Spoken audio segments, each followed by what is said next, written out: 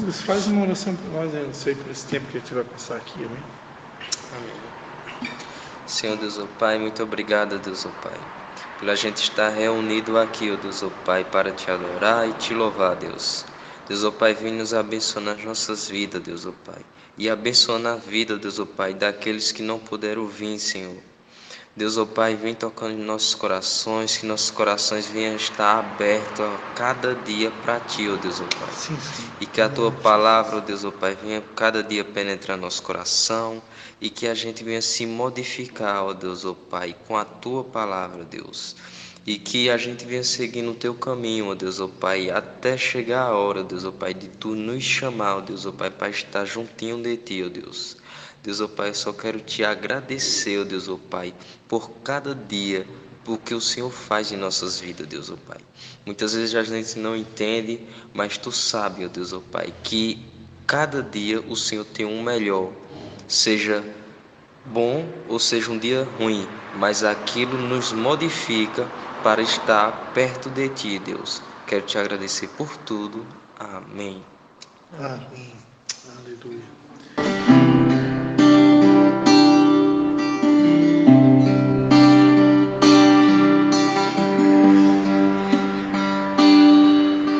Ô Pai, em nome de Jesus, nós estamos aqui nessa noite, Pai, para reconhecer, Pai, que Tu és tudo que nós precisamos. Tu és a fonte, Pai. Tu és o alfa, Tu és o ômega. Tu és o princípio e o fim, Senhor. Tudo que precisamos está em Ti, Senhor Jesus. Ô Pai, nós estamos aqui nessa noite reunidos em Teu nome, debaixo da Tua promessa que diz que todo aquele que invocar o nome do Senhor Jesus será salvo, Senhor. Nós queremos aproveitar essa promessa para invocar o Teu nome e Te pedir, Senhor, vem nos salvar, Senhor Jesus. Salva-nos, Senhor Jesus. Tu que conhece cada uma das nossas necessidades, Tu que conhece as nossas guerras, Tu que conhece as nossas lutas, Tu que conhece, ó Pai, as provações, as adversidades que enfrentamos no nosso dia a dia. Em nome de Jesus, nós invocamos o Teu nome, Pai. Nós invocamos o Teu nome e Te pedimos, salva-nos, Senhor. Salva-nos, Senhor. Salva-nos, Senhor. Salva, Pai, as nossas famílias. Salva-nos, ó Pai. Salva as nossas famílias, as nossas vidas em todas as áreas, Pai. Seja na área emocional, familiar, financeira, espiritual. Tu conheces, ó Pai, todas as nossas necessidades. Tu conheces todas as nossas limitações. Tu sabes tudo que nós precisamos, Pai. Por isso te pedimos em nome de Jesus. Venha ao nosso encontro, vem nos salvar, Senhor. Alcança-nos com a Tua salvação, alcança-nos com a Tua graça, alcança-nos com a Tua misericórdia, Senhor. Em nome de Jesus, nós precisamos de Ti, Senhor.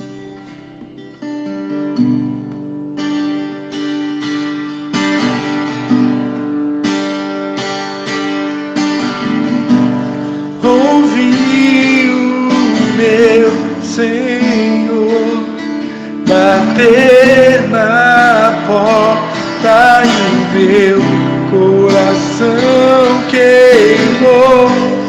Ouvi o meu Senhor bater na porta e o meu coração queimou.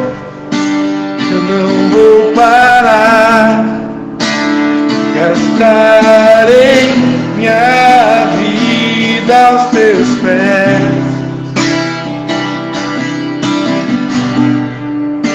Eu não vou parar, gastarei minha vida aos Teus pés.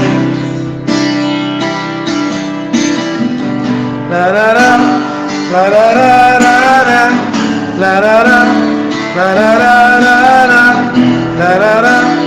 larará, larará,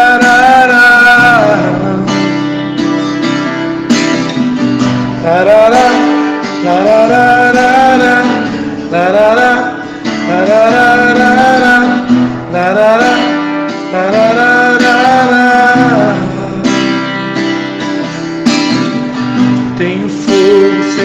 meu peito,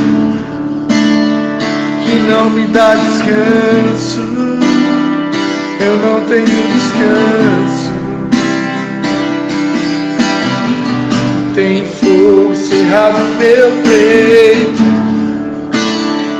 que não me dá descanso. Eu não tenho descanso.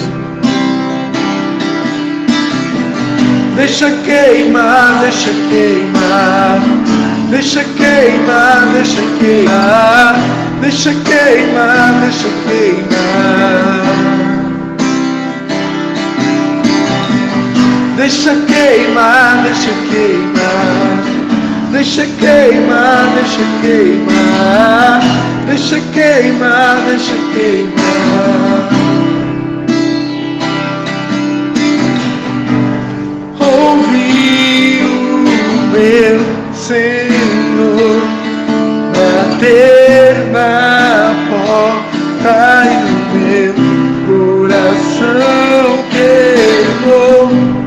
Ouvi o meu Senhor bater na porta e o meu coração queimou. Eu não vou parar, gastarei minha vida aos seus pés. Eu não vou parar, gastarei minha vida aos teus pés.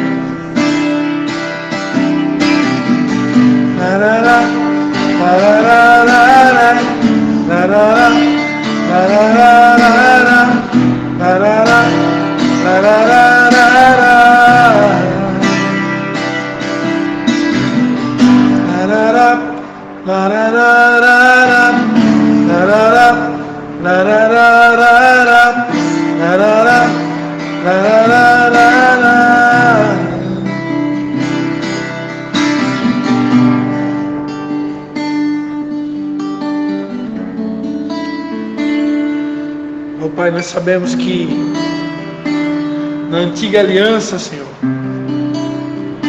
o papel do sacerdote, Senhor, era acordar bem cedo e colocar lenha, Senhor, colocar lenha no altar, preparar o fogo para o altar. A palavra diz ainda que o fogo no altar arderá continuamente e não se apagará. Mas para que esse fogo continue ardendo e queimando no altar, o Senhor espera, o Senhor almeja que se levante uma geração de sacerdotes comprometidos, Pai. Um sacerdócio real, um sacerdócio santo, um sacerdócio segundo o teu coração. Homens e mulheres que sejam totalmente comprometidos com a prática do teu evangelho, Senhor. E nessa noite nós estamos aqui reunidos em nome do Pai, do Filho e do Espírito Santo para te pedir, Senhor, que o Senhor verdadeiramente venha fazer de cada um de nós esses homens, esses sacerdotes que estejam dispostos a colocar lenha no altar, a abastecer esse altar, para que nunca falte lenha, para que nunca falte gravetos, para que nunca falte fogo no altar. Mas tu que és o sumo sacerdote, Senhor Jesus, tu que és o Alfa e o Ômega, é a ti quem nós recorremos nessa noite. Vem nessa noite com a tua presença. Tu que és o sumo sacerdote, vem acender a chama do nosso coração. Vem fazer arder, queimar, ó Pai, as brasas do nosso altar que muitas vezes estão semi-apagadas, Pai. Vivifica o nosso espírito, Senhor. Fortalece os nossos corações, anima as nossas almas. Vem, sumo sacerdote, vem, Senhor Jesus, Vem com a tua presença, vem com a tua Shekinah, vem com a tua glória. Vem com o fogo do teu Espírito Santo nos aquecer nessa noite. Dá-nos ouvidos atentos à tua voz. E não apenas ouvidos atentos à tua voz. Dá-nos disposição, ânimo e vontade para cumprir o teu querer, para cumprir a tua palavra, para realizar a tua vontade. Em nome de Jesus, fica à vontade no nosso meio, Senhor Jesus. Amém. Amados, eu vou convidar vocês trouxeram suas Bíblias, abrir a Bíblia na carta de São Paulo aos Efésios. Efésios, capítulo de número 5. Eu vou ler do versículo 25 até o 33, tá? Diz assim, ó: Vós, maridos, amai as vossas mulheres, como também Cristo amou a igreja, e a si mesmo se entregou por ela, para a santificar, purificando-a com a lavagem da água pela palavra, a fim de apresentá-la a si mesmo, igreja gloriosa, sem mácula, nem ruga, nem coisa semelhante, mas santa e irrepreensível. Assim devem os maridos amar as suas próprias mulheres, como a seus próprios corpos. Quem ama a sua mulher, ama-se a si mesmo. Afinal de contas, nunca ninguém odiou a sua própria carne, antes a alimenta e sustenta, como também o Senhor a igreja, pois somos membros do seu corpo. Por isso deixará o homem a seu pai e a sua mãe, e se unirá à sua mulher, e serão os dois uma só carne. Grande é este mistério, mas eu me refiro a Cristo e à igreja. Assim também vós, cada um em particular, ame a sua própria mulher como a si mesmo, e a mulher respeite a seu marido. Amém? Pai, em nome de Jesus, eu quero te dar graças pela tua palavra. Quero te pedir, Espírito Santo, fica à vontade no nosso meio, nos dá inspiração, direção. Fala conosco, queremos ouvir a tua voz, em nome de Jesus, na tua simplicidade, Pai. Amém. Amém, queridos? Esse texto aqui que Deus colocou no meu coração de compartilhar com vocês, é um texto que ele tem algumas recomendações para as mulheres, para os maridos e para os filhos, se a gente for continuar lendo no capítulo 6. Como a gente está só em homens aqui hoje à noite, né, uma reunião de homens, específica para homens, então a gente vai deixar de lado as responsabilidades das mulheres e vamos deixar de lado também as responsabilidades dos filhos. Né? Então a gente vai focar aqui nas nossas responsabilidades. Eu estou aqui diante de homens que são recém-casados, né? Então essa palavra aqui vai ser uma recapitulação de algumas coisas que vocês já aprenderam no aconselhamento para casais, né? No entanto, eu diria assim que principalmente para nós, né? Para aqueles homens que já são casados há mais tempo, né? Eu já estou com a minha esposa desde o dia 6 de outubro de 1996. Começamos a namorar no dia 6 de outubro de 1996, então já é bastante tempo, né? Esse ano, se eu não me engano, vai completar 26 anos, né? 26 anos junto da mesma mulher, né? E ela do mesmo marido. Então já é uma grande vitória, né? Já ultrapassamos aí as bodas de prata, isso em termos de namoro, né? No entanto, a gente que está mais tempo no relacionamento, nós temos algumas vantagens e algumas desvantagens a vocês que são casais mais jovens, né? O casal mais jovem, eu digo que ele tem a vantagem de, normalmente, de estar vivendo o primeiro amor, né? Alguns, vamos dizer assim, alguns esfriamentos que os casais mais velhos acabam enfrentando por causa do desgaste natural, das guerras que enfrentam no passar dos anos, né? Porque aí entra filho, né? entra uma série de situações. Tem casais que enfrentam, a gente estava comentando aqui antes, né? Tem casais que enfrentam um problema na área financeira, tem casais que enfrentam problemas na área de doença, de enfermidade, né?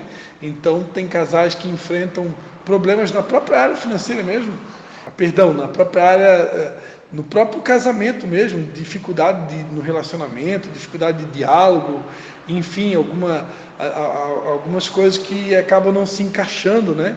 Quando estava no período de namoro, parecia que tudo era uma maravilha, que tudo era tudo uma perfeição, mas quando entra o casamento, que aí aquelas duas pessoas diferentes vão morar dentro da mesma casa, e aí algumas coisas que pareciam que era um mundo de faz de contas, né?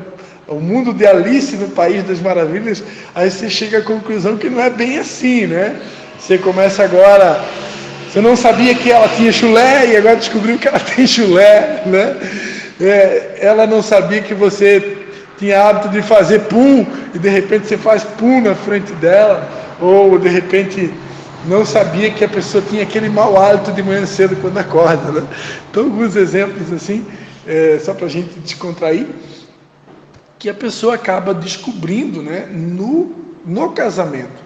E a partir do momento que essas situações vão acontecendo, há uma tendência, que se a gente não colocar lenha no altar, como eu comentava aqui na oração, né, se a gente não saber como abastecer esse relacionamento, como aquecer esse relacionamento, como não permitindo que ele se torne uma rotina, por exemplo, esse relacionamento tende a esfriar, né?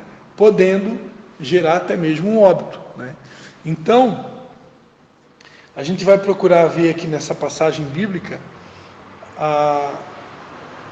como que a gente pode aproveitar esses ensinamentos de Paulo aqui, a igreja de Éfeso, para um casal mais jovem e para casais mais experimentados, né? E aí, algo que Deus colocou no meu coração, ao final dessa palavra, eu vou fazer um pedido, que vocês que são mais jovens, eu quero pedir que vocês aqui representando novos casais, eu quero pedir que um de vocês, ou os dois, que estejam fazendo uma oração, por mim e pelos casais mais velhos que vão estar acompanhando esse áudio, que está sendo gravado, né? Para que Deus nos auxilie nas nossas fraquezas, nas nossas dificuldades. E eu aqui representando os casais mais velhos, casais que já estão casados há um bom tempo, vou estar orando pela geração mais jovem, né? Pela geração que representam vocês e também os casais mais jovens que vão acompanhar esse áudio em algum momento, para que Deus nos ajude a viver esse sacerdócio dos sonhos, esse casamento dos sonhos que a palavra de Deus nos apresenta. Amém? Entenderam? Então vamos lá. Paulo aqui escrevendo a igreja de Éfeso,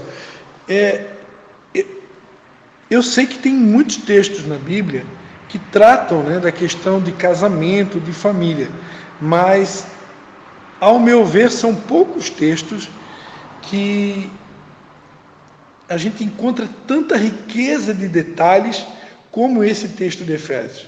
Esse texto, ao meu ver, é um texto muito profundo, muito forte, muito pontual, muito certeiro, né? Porque ele vai apresentar aqui vários ingredientes, vários requisitos de um sacerdote, de um marido, né? Algo que Deus espera de nós. Então, eu diria para vocês, sem medo de errar, se nós conseguirmos absorver o que Deus está falando por intermédio de Paulo aqui, nesse texto, nesses breves versículos, se nós conseguirmos absorver e colocar em prática, olha, certamente nós vamos ter famílias saudáveis, casamentos saudáveis, ok? Ele começa dizendo aqui: vós maridos, amai as vossas mulheres, como também Cristo amou a igreja e a si mesmo se entregou por ela. Vamos começar por aqui. Só esse versículo 25 aqui, a gente poderia ficar aqui a noite toda falando só sobre ele, e não precisaria falar mais nada, né? Se nós conseguirmos colocar em prática só o versículo 25, Eu diria sem medo de errar que nós somos sérios candidatos a experimentar, vivenciar o casamento dos sonhos. Porque olha o que a Bíblia está dizendo. Olha o desafio, o tamanho do rojão que Paulo está colocando na mão dos homens. Ele está dizendo o seguinte: vós maridos, tem marido aqui? Todo mundo aqui é casado, né? Vós maridos, amai a vossas mulheres, como também Cristo amou a igreja e a si mesmo se entregou por ela. O que Paulo está falando aqui é basicamente o seguinte: assim como Jesus deu a vida por nós, a igreja, assim como Jesus deu a vida pela igreja, pelas almas, na verdade Jesus morreu por todos, né? Inclusive aqueles que ainda não aceitaram Ele como seu Salvador. Então, assim como Jesus foi capaz de se sacrificar, né? Lembra lá da cruz, de tudo que Jesus passou, né? Desde o momento que ele foi entregue lá por Judas Iscariotes, foi preso, depois levou todos os açoites que ele levou, foi rejeitado lá por Pôncio Pilatos. Na verdade, o povo tinha a opção de preferir entre Jesus e Barrabás, e o povo decidiu libertar Barrabás e quis que Jesus fosse crucificado, né? Então Jesus passou toda aquela via crucis, colocaram uma coroa de espinhos na cabeça dele. Na hora que ele teve sede, né, deram para ele vinagre, né, água de sal. Aí Jesus não quis tomar aquilo, né, ele se recusou a ter algum tipo de anestesia. E Jesus então foi crucificado, né? Perante a tradução, ele foi crucificado nu, né? Todo mundo viu a vergonha dele, viu toda a nudez dele, e ali colocaram cravos na mão direita, na mão esquerda, no pé dele.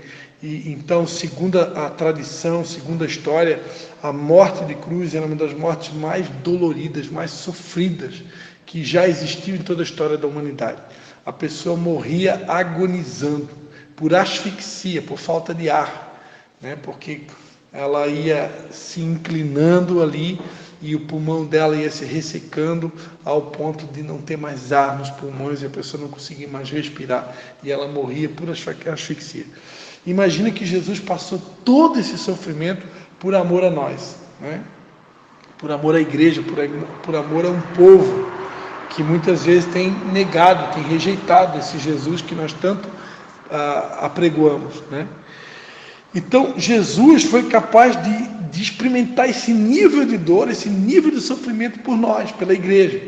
A Bíblia está dizendo que, Paulo escrevendo aos Efésios, ele está dizendo que nós, maridos, devemos ser capazes de amar as nossas esposas, os nossos cônjuges, assim da mesma forma como Cristo. Assim como Cristo foi capaz de se auto-sacrificar pela igreja. Então, como eu falava no começo, se nós conseguirmos colocar em prática isso, né, isso está falando o quê? Está falando de um amor sacrificial, né? O tipo do amor de Deus é um amor sacrificial. A Bíblia diz em 1 Coríntios 13, né, que é um amor que tudo sofre, é um amor sofredor, é um amor que tudo sofre, tudo crê, tudo espera. É um amor que ele é paciente, ele é longânimo, ele é benigno. É um amor que ele está sempre disposto, ele é paciente, ele espera sempre, espera. O amor de Deus por mim é um amor que espera. Deus está sempre me esperando, né? Deus, como tem uma canção da pastora Ludmila Feber, né, que faleceu essa semana, honrando ela aqui mais uma vez, tem uma letra de uma música do CD Para Orar. Ela tem uma coleção só de CDs de oração, né? E tem uma música dela que diz assim: santa paciência, um Deus que é capaz de esperar por nós, né?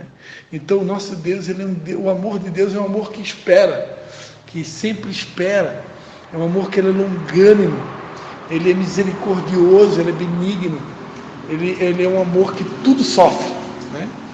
Então esse tipo de amor é o amor que Deus espera que nós possamos amar o nosso semelhante, mas em primeiro lugar o nosso cônjuge.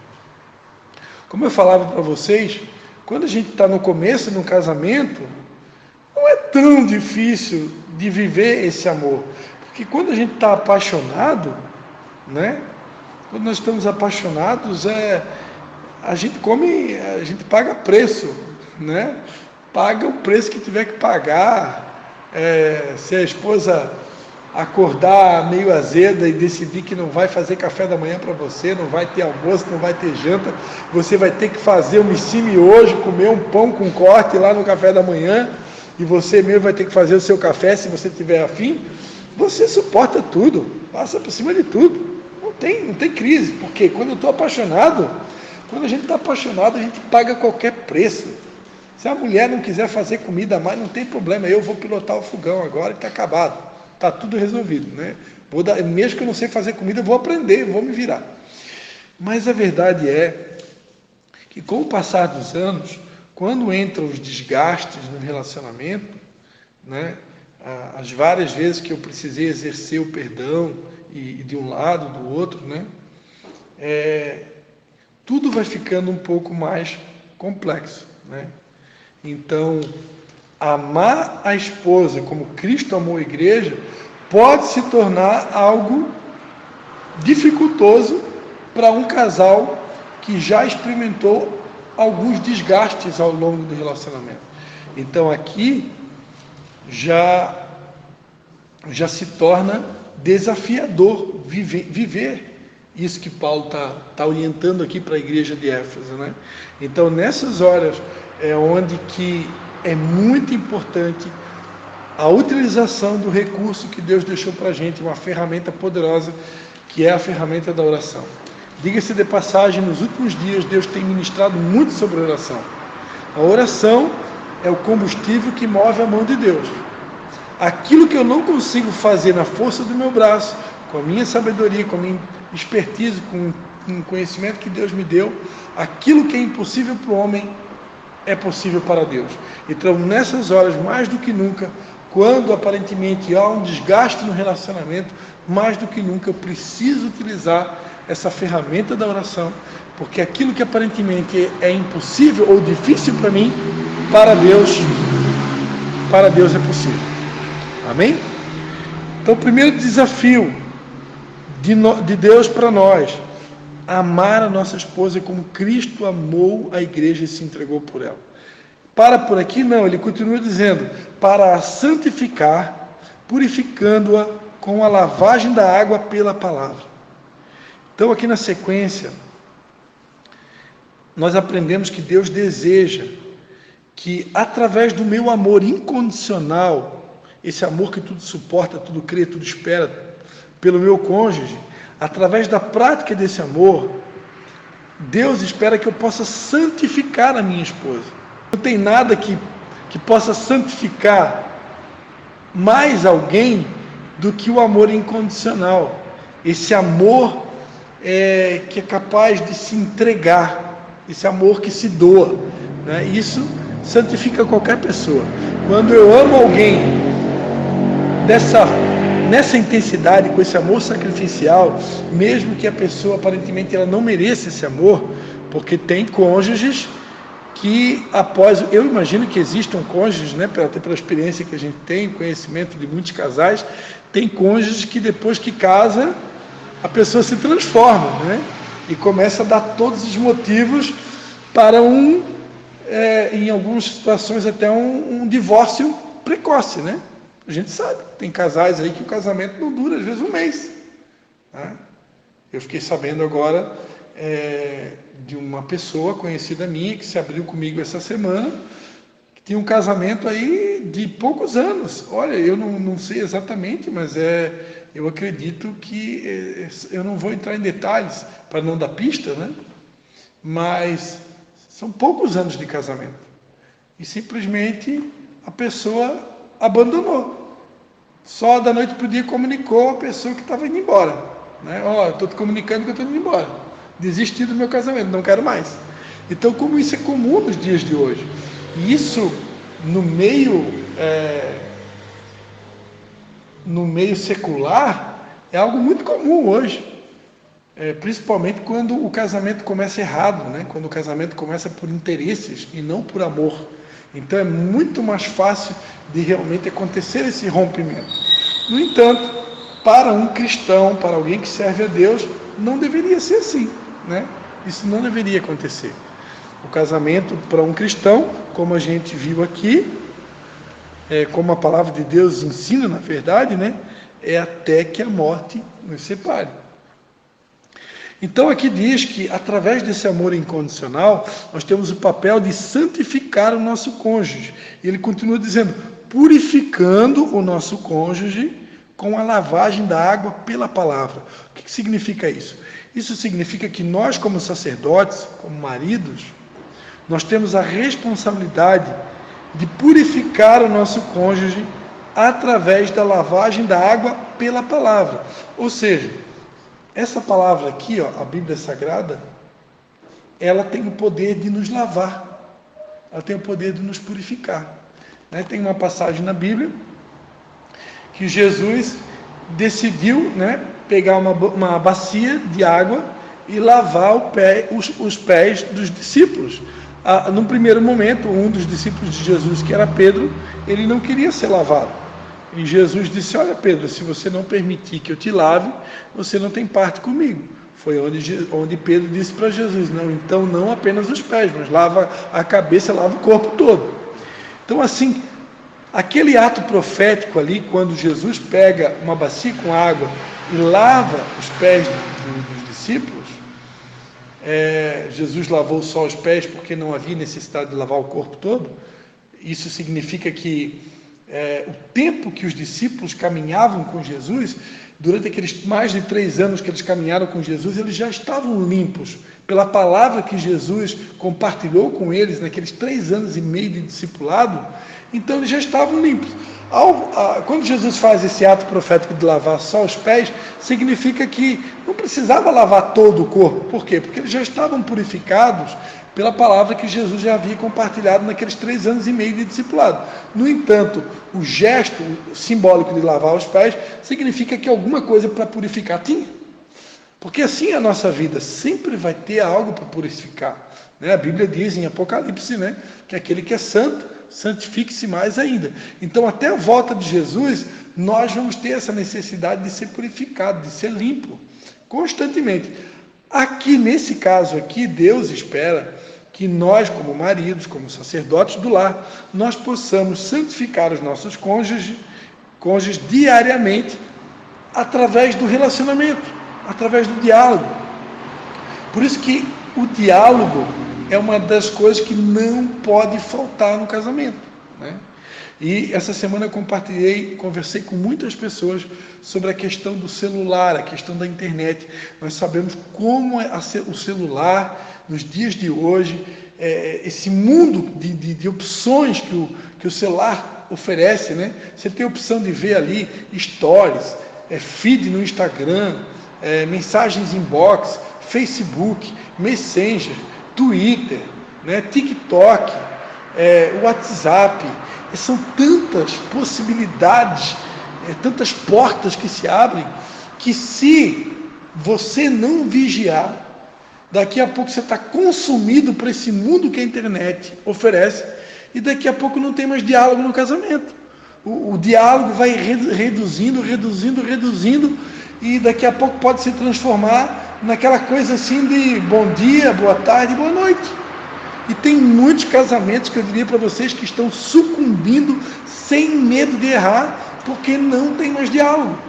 O diálogo está muito curto, está muito, porque o marido tem tempo para o celular, a esposa tem tempo para o celular, mas os dois não têm tempo um para o outro. É algo muito escasso.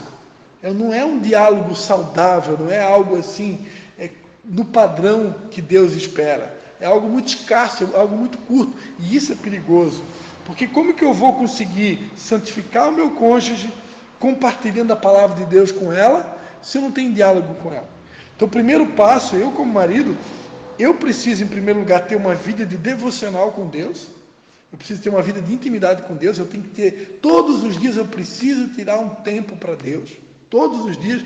Porque se eu não tirar um tempo para Deus, eu não vou ter nada para compartilhar com a minha esposa. Pessoas que só acessam a internet, ficam vendo notícias, vendo só informações seculares e não se alimentam da palavra de Deus, Quando ele abrir a boca para falar, a Bíblia diz que a boca fala do que o coração está cheio, ele não vai ter nada para santificar a esposa. Ele vai santificar a esposa o quê? Com notícia secular? Com notícias do jornal? Do mundo? Do que está acontecendo? Notícias sobre a Covid? A nova vacina para as crianças? Isso não vai santificar o meu cônjuge. O que vai purificar o meu cônjuge, está dizendo aqui, é a limpeza de água pela palavra. A palavra é a água que purifica, né? Aquela água que Jesus usou lá para lavar os pés dos discípulos representava a própria palavra dele, né? Então eu preciso me encher. É tão tremendo que esse texto aqui que a gente leu, ele é uma continuação lá do versículo 18 do capítulo 5, que vai dizer: e não vos embriagueis com o vinho em que há devassidão, mas enchei-vos do Espírito, falando entre vós com salmos e hinos e cânticos espirituais, cantando e salmodiando ao Senhor no vosso coração, dando sempre graças por tudo ao nosso Deus e Pai, em nome de nosso Senhor Jesus Cristo, sujeitando-vos uns aos outros no temor de Cristo. Então aqui ele fala sobre se encher do Espírito. Eu preciso me encher do Espírito Santo. Como é que eu vou me encher do Espírito Santo? Aqui tem a receita, né? Falando entre nós com salmos, hinos, cânticos espirituais, cantando, salmodiando ao Senhor, dando sempre graças a Deus por tudo, sujeitando uns aos outros no temor de Deus. Então, e a gente sabe que através da leitura da palavra, da meditação na palavra, é uma das melhores formas também de se encher do Espírito Santo. Então eu preciso, como sacerdote, eu preciso estar cheio do Espírito Santo para que eu possa exercer esse papel de purificação, de limpeza do meu cônjuge, né? Isso não significa que você vai descarregar a Bíblia inteira na tua esposa. Você vai conversar com a sua esposa na hora do café, do almoço, da janta, na hora de dormir, aí você vai descarregar a Bíblia inteira dela. Não! Você está ali conversando, é um diálogo, você vai conversar sobre um monte de coisas, mas nessa conversa tem que ter, mais hora, menos hora, tem que entrar a palavra de Deus. Se eu conseguir conversar horas com o meu cônjuge, e em nenhum momento eu citar a palavra de Deus, alguma coisa está errada, né? Isso denuncia que eu estou me alimentando de tudo menos do conteúdo da palavra de Deus. Vocês estão entendendo? Por quê? Porque a boca fala do que o coração está cheio. Se eu falo de um monte de assuntos, mas não falo em nenhum momento da palavra de Deus, não quer dizer que o meu coração está cheio de lixo e zerado de palavra de Deus. E isso tem sido um dos grandes problemas da atualidade. Um dos maiores problemas da atualidade, sabe qual que é? A pessoa acorda de manhã, a primeira coisa que ela deveria fazer é devocional com Deus. Tirar um tempo para ler a Bíblia, para buscar a Deus, ouvir uma mensagem, mas não. Primeira coisa, pega o celular na mão, vai ver tudo que é tipo de notícia, é stories, é postagem disso, é postagem daquilo, é foto no Instagram. A pessoa se alimenta de um monte de lixo, um monte de coisa, e ela vai deixando a palavra por último. O problema de tudo isso é quando eu vou me alimentando de lixo, de notícia, de informações seculares, de uma série de coisas, eu vou entupindo a minha alma de uma série de informações e eu vou anulando a minha fome e a minha sede pela palavra. Quando eu menos percebo, eu já não tenho mais fome pela palavra. Por quê? Porque a minha alma já está entupida, já está cheia de um monte de lixo. Então eu preciso priorizar Deus. Buscar em primeiro lugar o reino de Deus. Eu sempre digo, a coisa mais importante de um reino é o rei deste reino. Então, quando a Bíblia diz, buscar em primeiro lugar o reino de Deus e a sua justiça, subentende-se que em primeiro lugar eu preciso buscar o rei do reino. Eu preciso, a minha vida de intimidade, de comunhão, de relacionamento com Deus tem que ser prioridade máxima na vida de um sacerdote. E aí sim, depois que eu estou cheio da palavra de Deus, aí eu posso me dar o luxo de receber uma informação secular e tal, para não correr o risco de encher o meu coração de lixo, porque aí com certeza eu não vou ter nada para purificar o meu cônjuge.